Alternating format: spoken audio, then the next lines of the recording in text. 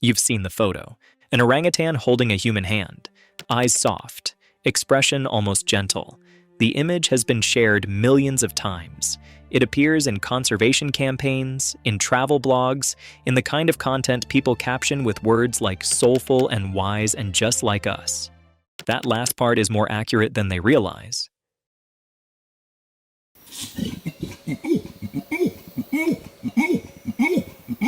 Orangutans share approximately 97% of their DNA with humans.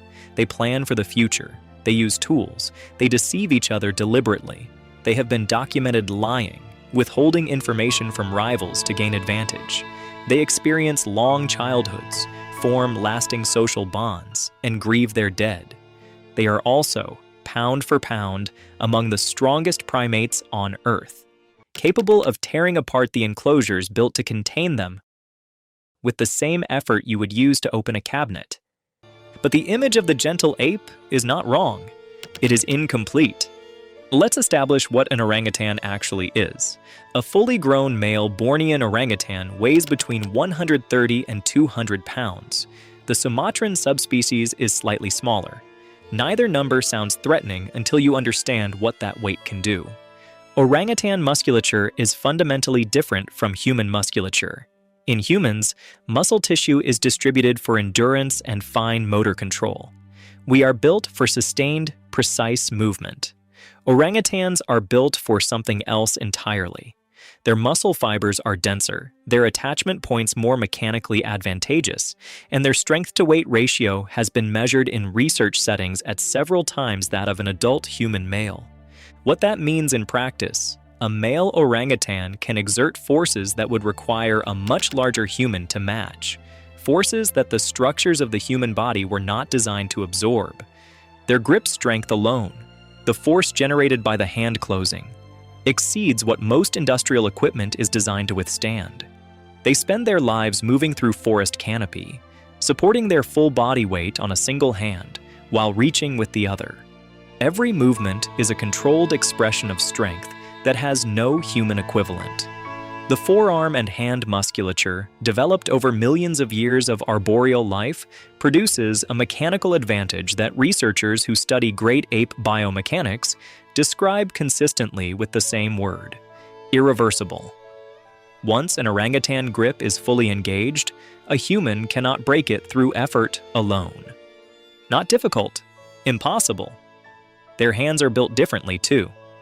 4 long curved fingers and a short opposable thumb, optimized for gripping branches, but also optimized for gripping other things. The same hand that navigates canopy with extraordinary precision is, in a different context, an instrument of restraint that no human can overcome. There is no technique, no training, no physical response available to a human being that breaks that grip once it is fully applied. This is not a matter of size or fitness or preparation. It is biomechanics. The architecture of the orangutan hand was not designed to be released under pressure. It was designed to hold. Their reach extends the problem further. An adult male's arm span is proportionally much larger than a human's relative to body size, allowing them to engage from distances that feel safe until they don't. A person standing at what seems like a reasonable distance from an enclosure fence, from a rehabilitation pen, from an animal in the canopy above a trail, is often within reach without knowing it. By the time the grip is felt, the geometry of the encounter has already been decided.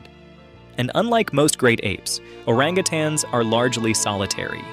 There is no social structure moderating their behavior in the way a chimpanzee troop's hierarchy moderates individual aggression. An orangutan acts on its own assessment of a situation. There is no group dynamic to appeal to. There is only the animal in front of you and whatever it has decided. The sexual dimorphism in orangutans produces one of the most striking physical phenomena in the primate world.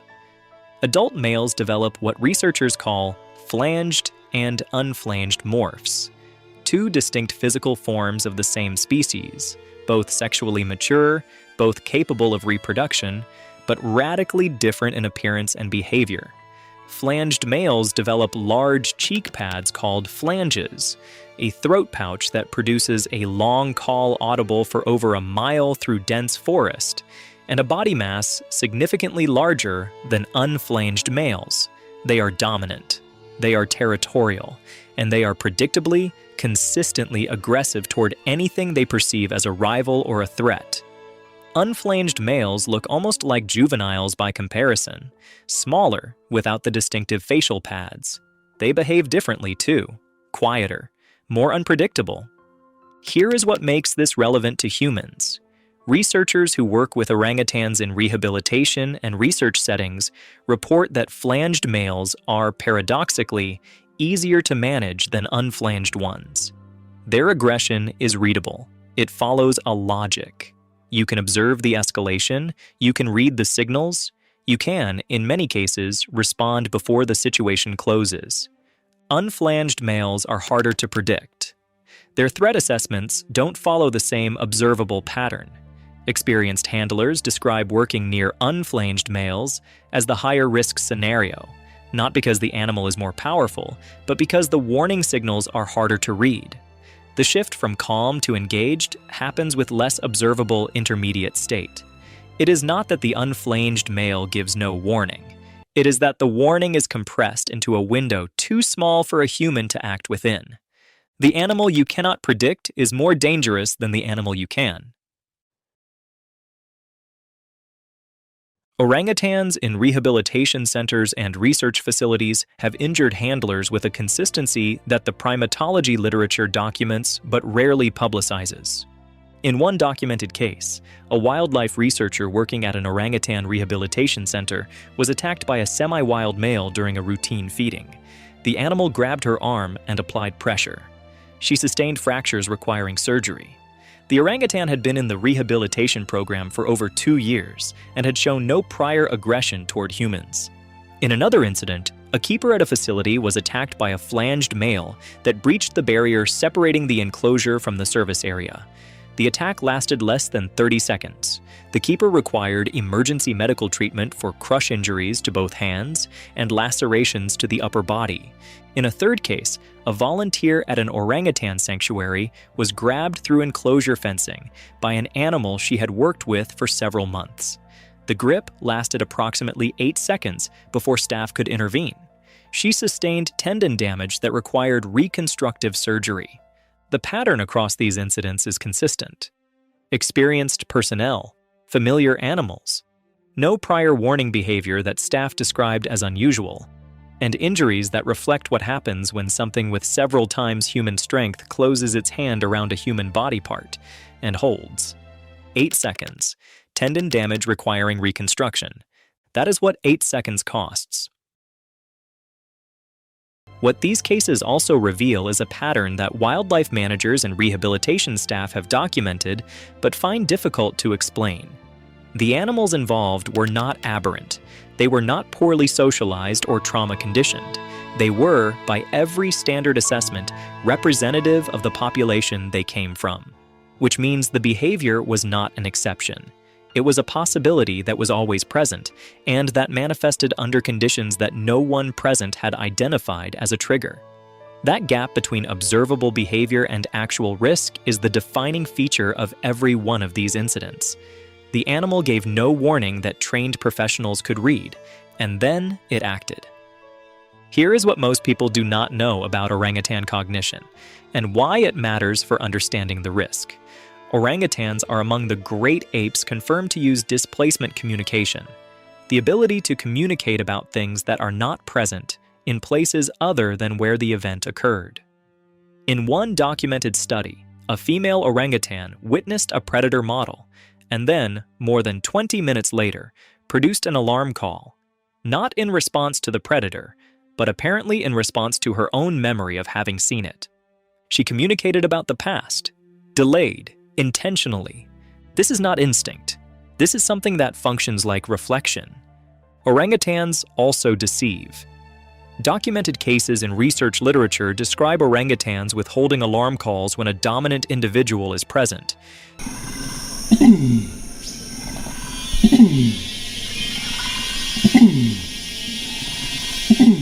choosing not to signal a threat because doing so would benefit a rival. They calculate social outcomes and adjust their behavior accordingly. They plan. Researchers at the Max Planck Institute documented orangutans communicating their intended travel route to companions the evening before departure, using gestures and vocalizations that functioned as future tense communication about movement that had not yet occurred.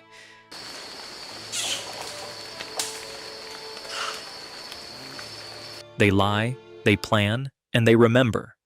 An animal that can plan around you. An animal that can deceive you.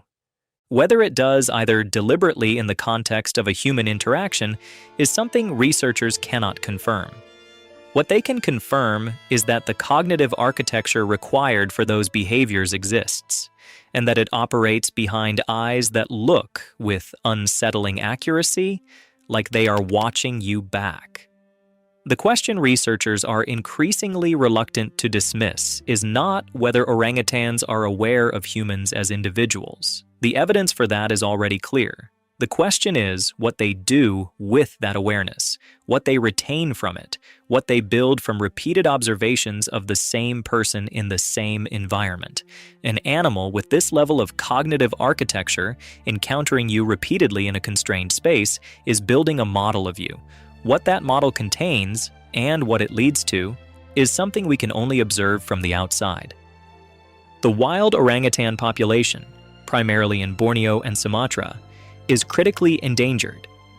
Habitat loss, palm oil agriculture, and illegal wildlife trade have reduced populations to a fraction of historical levels. Most human orangutan interactions now occur at the margins of shrinking forest and expanding human settlement, and in rehabilitation facilities where wild or semi-wild animals are being prepared for release. Those margins are where the incidents happen. As forest shrinks, orangutans move. They enter agricultural land, orchards, villages. Farmers in Kalimantan and Aceh report regular incursions into palm oil plantations, where orangutans, seeking fruit, encounter workers at close range. Most interactions end without incident. Some do not. In areas of high conflict, adult male orangutans have been documented approaching humans without the avoidance behavior that characterizes most great ape encounters. Not aggression. Approach. An animal that has lost its natural wariness of humans is not becoming friendly. It is removing the buffer that made coexistence manageable, the same habituation process that makes urban black bears dangerous. The erosion of fear through repeated neutral contact operates in orangutans moving through degraded habitat. The animal that no longer retreats when you approach is not safer than the one that does. The absence of fear in an animal this strong is not reassuring. It is the warning. Here is what primatologists still cannot fully explain about orangutan behavior. Individual orangutans in research and rehabilitation settings have been documented forming what appear to be specific preferences and specific aversions toward individual humans. An animal that was calm and cooperative with one handler for years became consistently agitated in the presence of a different person for reasons that staff could never identify. The aversion persisted. It did not diminish with repeated neutral exposure. The orangutan had made a judgment about that person, and the judgment held. What the judgment was based on, what the animal had detected or remembered or assessed, was never determined. This is the detail that makes the orangutan different from almost every other animal in this series. Most dangerous animals respond to immediate stimuli, the threat in front of them, the trigger in the moment. The orangutan carries forward, it accumulates, it arrives at conclusions through a process that looks, from the outside, like the same process humans use to decide who they trust and who they don't. Whether that process produces anything like what we would call intention, whether the orangutan that becomes aggressive toward a specific person has decided to be, in any meaningful cognitive sense, remains genuinely unknown. What is known is the outcome. The judgment was made. The behavior followed. You are being evaluated by something with the cognitive architecture to form lasting opinions about you, the physical capacity to act on them with force several times your own. and the solitary independence to act without social constraint. It has been watching you the whole time. You are not being asked to oppose orangutan conservation. The species is in crisis, and that crisis matters. You are being asked to understand what you are standing next to when you stand next to one. An animal that shares 97% of your DNA and uses that shared heritage to think, plan, remember, and deceive. That generates grip strength no human can break, and no industrial equipment is designed to withstand. That can sustain crush force on a human limb for 8 seconds and walk away while the person requires reconstructive surgery. That exists in 2 physical morphs, one of which produces warning signals too subtle for experienced handlers to reliably read. That forms lasting individual judgments about the humans it encounters, and acts on them. The photo of the held hand is real, so is everything else, and the animal in that photo has been deciding what it thinks of you since the moment you arrived.